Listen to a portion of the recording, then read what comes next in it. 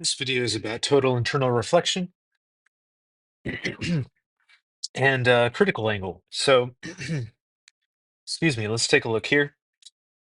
Typically, we showed in the last set of notes, we showed the light going from air to water, for example. Um, a new term I want to introduce today is a fast versus a slow medium.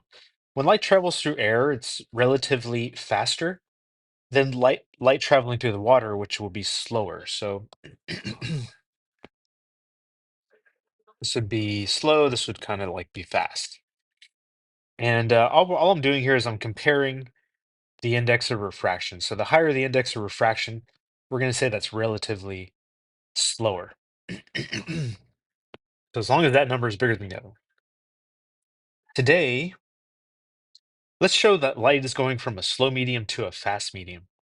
If you shine light at an incident angle of 0 degrees, it'll just go straight through at 0 degrees.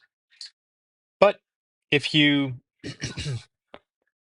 shine light at some angle greater than 0, when it refracts, when it bends through, excuse me, to the other material, it does not get closer, in this case, to the normal line. It gets further away from the normal line. So that's what happens when you go from a slow to a fast. When you go from a fast to a slow, the angle is less when it goes through. This one actually increases. There is a point where the incident angle, at some incident angle, where the light shining, not only does it refract, but it's like refracting at the maximum angle of 90 degrees. So this would be theta 2, and which is equal to 90 degrees here. So this is 90 degrees. And so if you think about it, what's going to happen if we shine the light above that angle? It's already maxed out at 90 degrees. If it comes back in here, that's not refraction anymore. But that's actually what happens, is that when you shine light above that angle, it actually bounces back in. And so refraction doesn't occur anymore. So refraction, no, it actually reflects back in. And we call this, in fact, total internal reflection. Truth is, even when you were shining it here and there was refraction, there was a little bit of reflection bouncing back this way, a little bit.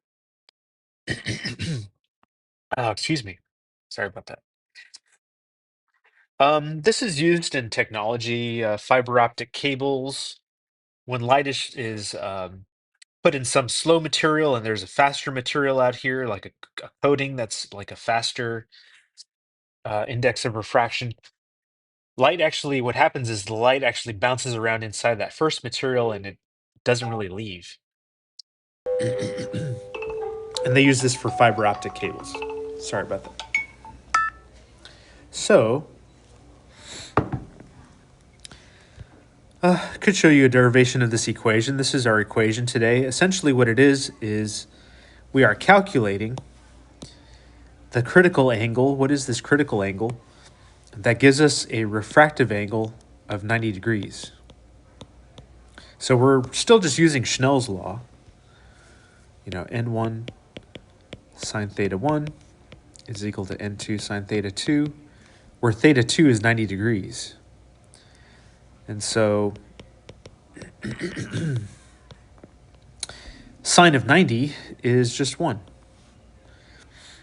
And so if I want to figure out what is this angle, what does theta 1 have to be, we can instead call that the critical angle. I'm going to leave out the 1. And what we'll do is divide by N1. Cool. And then take inverse sine of both sides. This one will cancel and we'll be left with sine negative 1 of N2 over N1. So that's how we get that equation. So let's just jump right into an example. Light travels through water and encounters a boundary where the water meets air.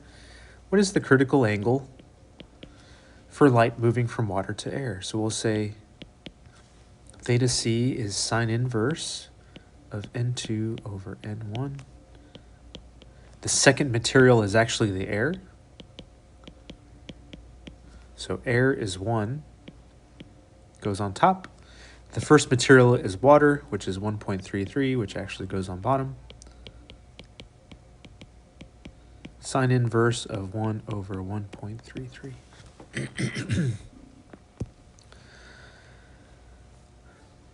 So let's clear everything. Let's do sine inverse of n2 over n1. And yeah, by the way, you should be in degree mode. This one is in degree mode, so 48.8 looks pretty good to me. We can just say 48.8. The units here are degrees for the angle. So that is the critical angle. So here's a picture of what that looks like. Let's use a red laser. Actually, this is not light itself. Let's see here. We'll use a dark line here. 48 degrees is about this much. That is theta C. So that's not actually light though. Let's shine a red light through it. And let's shine red light at 62 degrees, which now you have to compare. 62 is greater than 48. It's going to be up here. And so what happens, we've exceeded the critical angle, it's going to bounce back in. This is reflection. So do this. This is theta 1. So we'll say theta 1 was greater than theta C. So we have reflection, total internal reflection.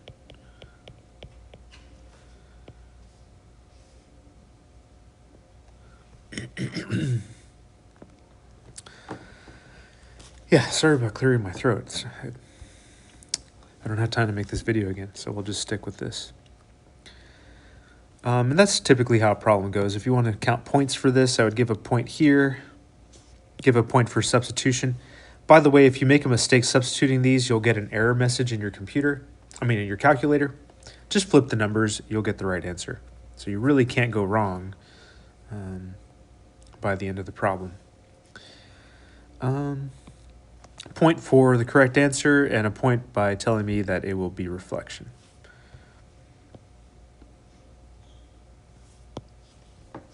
Here's another one. We're going to calculate the critical angle. This time light is going from quartz to air. So that's sine inverse n2 over n1.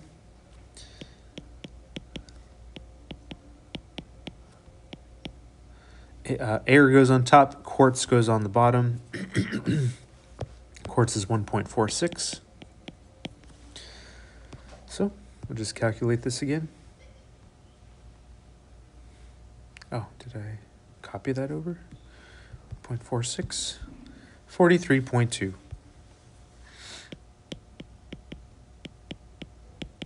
Degrees. Says if we're shining light at 21 degrees, does the light refract or reflect? So theta 1, this is theta 1. We're going to compare with theta C. This is less than theta C, so 21 is less than 43. So this is the opposite. This is refraction.